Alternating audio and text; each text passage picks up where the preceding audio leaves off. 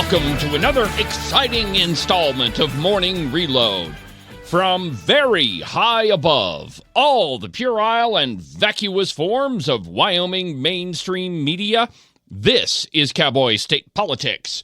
I, of course, am your illustrious host, David Iverson, firmly and permanently ensconced behind the silver Cowboy State Politics microphone and broadcasting to you from the base of the Bighorns at the Cowboy State Politics studio in Sheridan, Wyoming. Good morning, my friends, and welcome to the program. Happy Monday. I recorded this episode before I left for my weekend getaway down to Denver to hopefully watch my Texas Rangers demolish the Colorado Rockies. Like I said, I'm hoping that's going to happen. On today's program, I've got a great interview with a guy named Jacob Wasserberger, who is running for House District 11 down in Laramie County. He's a pretty young guy, not as young as some that are already in the legislature. He's only 31, but he's got a good grasp on the issues facing most Wyoming citizens. Let's be honest, none of them are really all that complicated. Taxes are way too high. Our education system is producing students with a mediocre education. Yeah, I said it, mediocre. I didn't know this before the interview, but Jacob Wasserberger was one of the people that helped start Young Americans for Liberty at Sheridan College. But I think by the time you listen to our discussion, you'll agree that Mr. Wasserberger has a pretty good head on his shoulders and is going to make a great candidate. And that he is nothing like his uncle, Jeff Wasserberger. That is, former Wyoming Senator Jeff Wasserberger. Excuse me, I got that wrong again. I mean, former Redcoat Senator Jeff Wasserberger. Anyhow, it's a great discussion, and I can't wait for you to hear it. A couple of program notes before we get to the interview. I'll be back in the studio tomorrow for the live program on the Independence Network. Also, don't miss Wednesday's installment of Cowboy State Politics, where I'm going to go over all of this Reed Reisner Facebook post endorsement, non-endorsement discussion. We're going to get to the bottom of what's going on, and I have audio to go along with our discussion. Today's program is brought to you by the Buffalo Wool Company. I didn't think you should either until I tried a pair of socks from the Buffalo Wool Company. They'll keep you cool and dry in the summer and nice and toasty warm on those cold Wyoming summer days. I'm telling you, my friends, these are the finest socks that I've ever put on my feet. To get you a pair, go to their website, thebuffalowoolco.com. Trust me, you're not going to be disappointed. Have you decided that it's time to get the heck out of liberal commie California and move to a red state? Well, you're going to need a real estate agent, and the best agent that you could pick is Rebecca Bextel from Compass Real Estate. She's lived in Jackson for over 20 years and has her fingers on the pulse of the real estate market all across the state of Wyoming. Her phone number is 307-699-3519. Now, if you have moved from commie California to a red state, and then you realized that the town you chose happens to be in the only blue county in that red state, and you've decided it's time to sell out and actually move to Wyoming, well, then you should give Rebecca a call in that instance as well. Again, her phone number is 307-699-3519. Give her a call today. The following advertisement was paid for by Reed Reisner for Senate. I'm Reed Reisner, and I'm running for United States Senate because our politicians have forgotten what's important. They spend billions protecting borders in Europe and do nothing about our border. You deserve better. Wyoming deserves better. That's why I'm running, to serve you. Join me, and let's send new blood and a strong backbone to D.C. before it's too late. Go to reedreisner.com to learn more and join the fight. Okay, let's get to our discussion with Jacob Wasserberger. Joining me on the program is Jacob Wasserberger. Jacob is running for House District 11. First, welcome to the program, Jacob. Thank you for having me on your show, David. Well, as I start out with all of my interviews, well, for the first time anyway, why don't you just take a minute or two and tell my listeners about yourself? Yes, absolutely. Again, my name is Jacob Wasserberger, and I'm running for House District 11. And so I guess the spot where I really first started getting involved in politics, David, was back in 2012 when Ron Paul ran for president.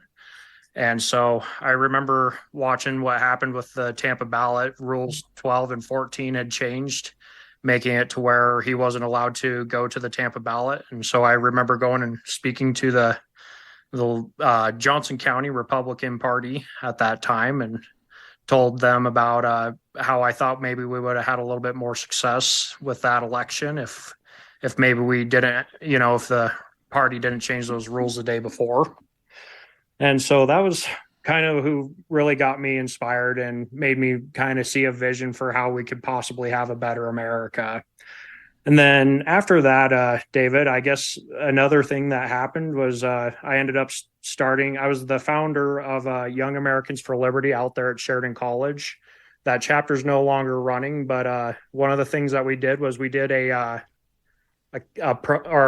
did a little event on what we called Pong Down Your Debt, which, so we had what they call bear pong, which is, these nice sized beach balls that you throw into these buckets. And so we'd put the government agencies onto each of those buckets with the amount that, with what our budget was spending on those government agencies per year, and how to reduce the national debt by removing those government agencies. And so that was kind of where I first got involved in politics. After that, I kind of left the scene for a while. I just kind of decided that I had done my part and didn't really get too much involved again. And then after 2020, David, is when I really got concerned. I saw what happened at our national level. And that's where I really started getting politically active and getting involved in the local politics. So I ended up running for precinct here in Laramie County and got elected. And then I ran for the executive board of the Laramie County Republican Party for Senate District 8. And I was going up against a guy named Dan McIntosh. And our vote was split 9-9, and I won off of a coin toss. Right on. And that's how I'm at where I'm at today. All right. Well, are you married? You got any kids? I am married. My wife's name is Gift, and she's not with me here at the moment. She's actually from Nigeria originally, and so I'm trying to get her into the country. Okay. Well, that's different. All right. It is. Okay. So you've been involved in politics in Laramie County. What possessed you to run for the House of Representatives? I mean, that's a big jump from being a precinct person to the Wyoming House. Tell me about that. Yeah. So, I mean, again, I was focused on like the federal politics. And then, as I learned more and more about the local politics and what was happening in our precinct, I came to realize that, Wyoming, in the state that we're in, you would think that we'd have a lot of people that were interested in lowering taxes and downsizing our government, which was kind of the way that I felt. And so just after going to a couple legislative, when they were in legislature, after going and watching a few of their things that they went and voted on, like House Bill 42 and other bills, I kind of realized that we aren't as Republican as we would like to believe. And so that was probably the main thing that got me deciding to run for House, David, was I thought that, if you're going to call yourself a Republican, you should probably vote like a Republican. And quite frankly, we're not seeing that in our Senate or our House for that matter. No, there's certainly a lot of redcoats that are in our state legislature. And, a lot of people look at Wyoming and they say, well, wow, that's the reddest state in the country. And I always tell people that, now the people are. It's just that the legislature is not. And the reason that happens is, most conservatives really don't want to run for office. In fact, we just would rather that the government leave us alone. And it's liberals who do try to get elected into office, because that's part of being a liberal, is you want more and more power. And so that's how, a lot of these folks end up down in Cheyenne. So you mentioned that a lot of them aren't Republican. So, Jacob, what does it mean to be a Republican? So by going off of what I would say what it means to be a Republican, I think that would mean you're wanting to reduce taxes, downsize the government, and basically stay out of people's way. There's all kinds of people, with businesses. Like I know a really good friend of mine who's a hairstylist. And when she moved here, she was telling me about all the different licenses she had to get just in order to, cut people's hair. And it's like, why on earth in the state of Wyoming do we have all those regulatory hurdles just to start cutting hair? Another thing is, I know in our last midterms, we had that vote on allowing our state government to invest into stock of corporations. And so, I mean, we've, by passing that, we've created a whole nother branch of government. And, that used to be ran by the treasurer before we created that whole nother branch. So it makes sense to me, David, to get to a spot where we can reduce spending. And I think that would be a great spot to start, is just by simply letting the treasurer actually do his job that he was originally intended to do to begin with. So, well, I couldn't agree with you more. In fact, I think it was the 2022 legislative session, there was a big effort to, do the same thing to the treasurer that they did to our state auditor. And it's fascinating to me. In our state, we have a state auditor that doesn't audit anything. In fact, she's just kind of a glorified payroll clerk. And, they wanted to do the same thing to the treasurer, make that just sort of a figurehead position. And then the appropriations committee could handle, all of our state money. So let's talk about just kind of some bread and butter Republican issues. Where are you on abortion? So I would have to say, Dave, I'll be honest, I'm a little nervous admitting this because I know that this is one of the issues that we're losing at the polls on a national level. But I'd have to be honest with you, David, abortion is murder to me. And so, I mean, hopefully here in Wyoming, people have a different change of heart than what I'm seeing on our national level. But abortion, I think, life starts before you're born. And I mean, if you take a look at some x-ray photos and things like that, David, you can see clearly, even when it's very, very early in the process, you can see a tiny, tiny little human.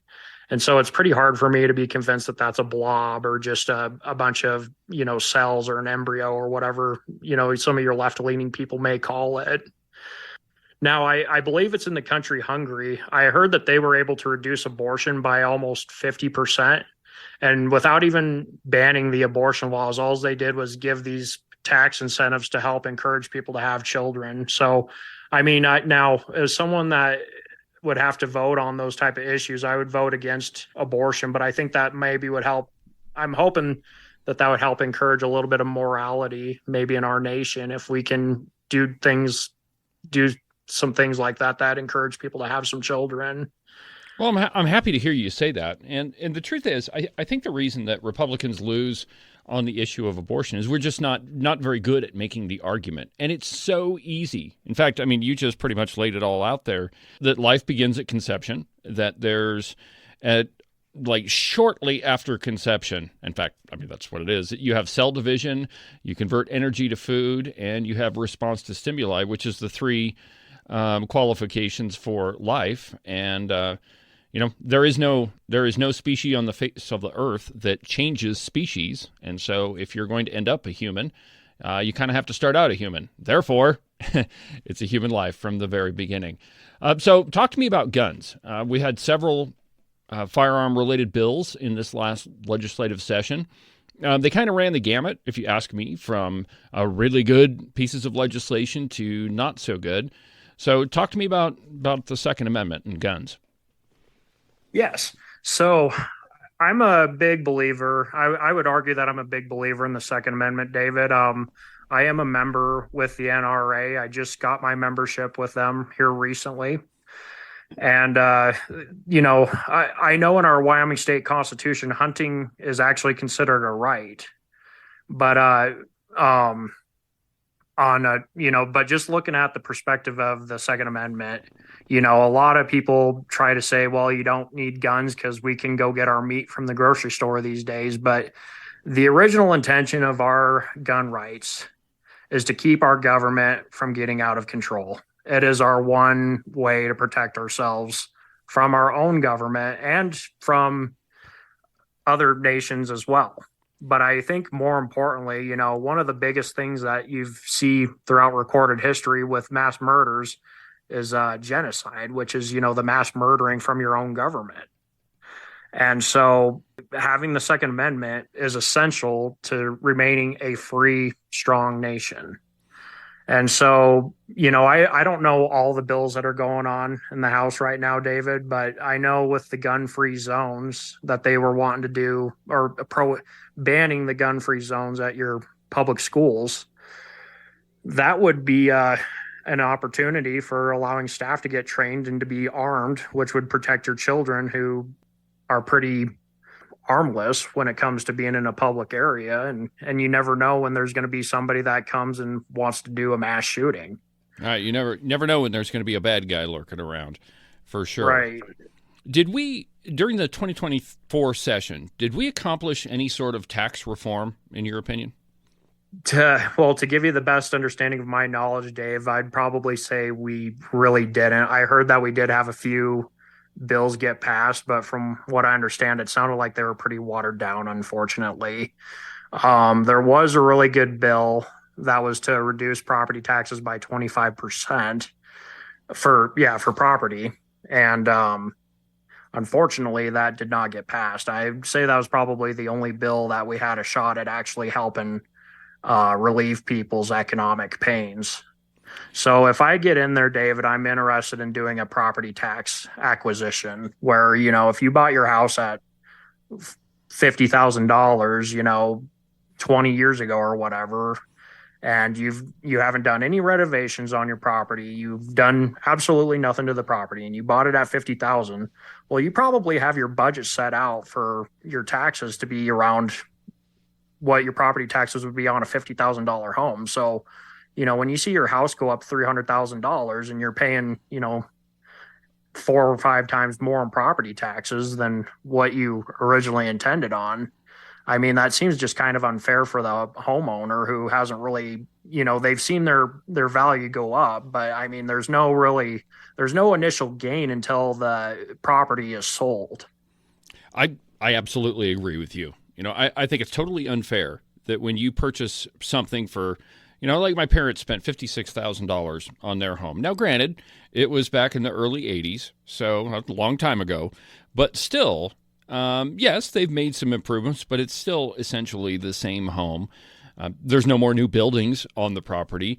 And now that house is valued at, I think it's pretty well close to $300,000. Well, it's not really exactly fair to charge them taxes on the $300,000 on a house that they're probably going to die in, that they're never going to sell. And I think that that's the big problem that a lot of Wyoming citizens are facing. You know, I've talked to so many people that they either A, had to sell their home to pay the taxes because they just couldn't afford it. There was a couple people in Jackson that told me that.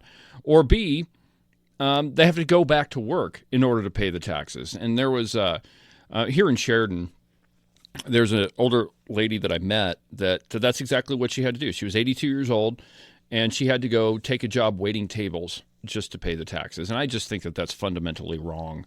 You know, we've got to fix our broken property tax structure. Absolutely. So, Jacob, do you have an opponent yet in your race, or is it still just you that's declared? So if there's a gentleman named Seth Olvestead, and the Cowboy State Daily did an article on him. And so if you read that article, it says that he moved here a little less than a year ago. And I believe it's Dan Zwanitzer and Rod Miller are on his candidate committee. And so, you know, they talk about that in the Cowboy, and he's the exact same age as me. He's 31. And, but, you know, they talk about that pretty heavily in that article, that they think it's very important that we get some younger people in the legislature. And, you know, I could kind of see that. I mean, I'm sure there's some people that have been there for quite some time. And, you know, some voters, I think, are questioning, you know, if they've lost that, the tune with, you know, your average everyday American. And I mean, it wouldn't surprise me if that's the case. But I think, you know, and I guess so that's kind of why I'm wanting to come on your show, David, and ask the people of Wyoming and the people of House District 11 for their vote. Is I could say I think I have a good opportunity to be one of those people that can stay in tune with the average everyday voter. I'm an insurance agent and I work full time at the Walmart on Del Range here in Cheyenne. And so I can relate, and I understand the pain that people are feeling, living paycheck to paycheck. Well, that's certainly the situation for a lot of Wyoming citizens. And, I think that it is important to get some younger people in the legislature.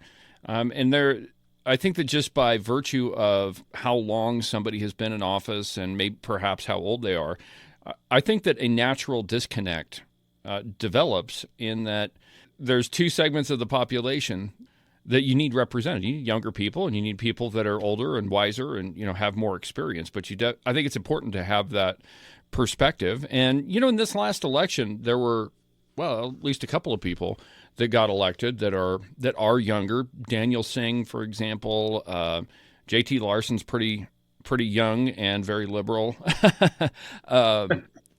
So talk to me about your campaign. How are you going to campaign? What's your strategy?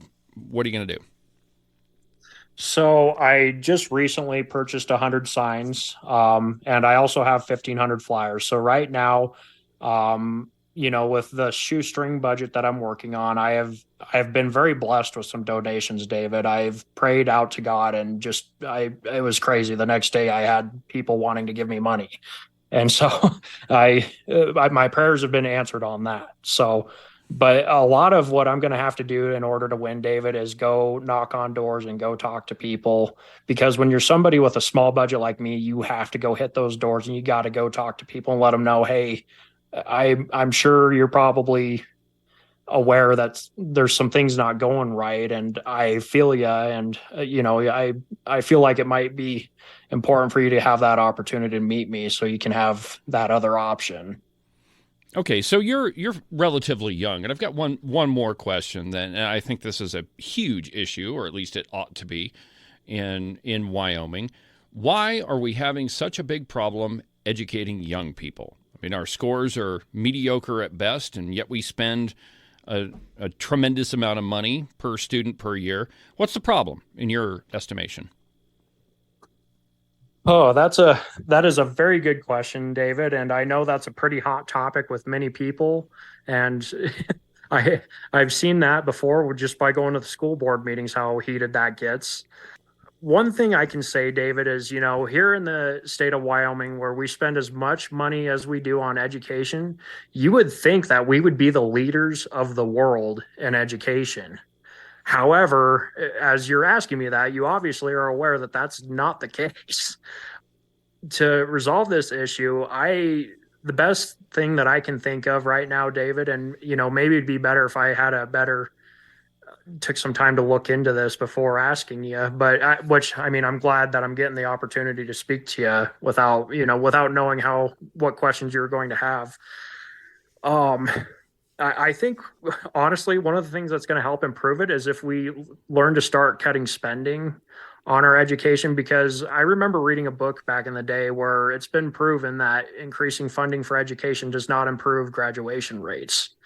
So I don't know. I feel pretty hopeless with our public schools, honestly, but I think one of the best things that we could do, David, is create school choice in the state of Wyoming, where you can vote, where the parents have that choice if they want to send their kid to East High or Central High, or if they want to send them to St. Mary's, or if they want to homeschool them. I think if we create that competition here in Wyoming, I think we're going to see our education improve drastically.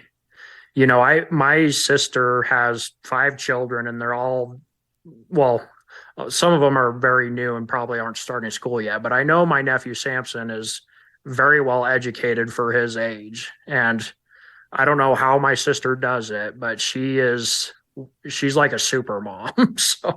And she educates all of her kids. And it's very obvious to me that she's concerned about their education. So excellent. We've covered a lot of topics. Is there anything that we missed that you want to talk about? Not a lot, David. But I'm grateful I got this opportunity to meet with you, David, and let you know about myself. And so if people want to get a hold of you, how do they do that? So you can get a hold of me on my phone at 307-340-0160. And if you want to go to my website, it's jacob4wyoming.com. So it'll be Jacob, the number 4, Wyoming.com. All right. Well, Jacob, I appreciate you taking the time to visit with me. And good luck in your campaign. And make sure you let me know how things go. Of course, you're welcome back here anytime you like. All righty. Hey, I appreciate that. Thank you for your time, David. Thanks. That'll do it for today's installment of Morning Reload. Have a good week, and we'll talk again on Wednesday, where I'm going to go over all of this Reed Reisner endorsement, non-endorsement, Harriet Hageman, all of this stuff, and I've got audio to go along with it. Don't forget to subscribe and follow the program. That way you could be notified every single time there's a brand new episode of Cowboy State Politics. You can do that from the website, cowboystatepolitics.com, or anywhere that you get your podcasts. For now, from the base of the Bighorns at the Cowboy State Politics studio, I'm David Iverson, and this is the one and only Cowboy State Politics.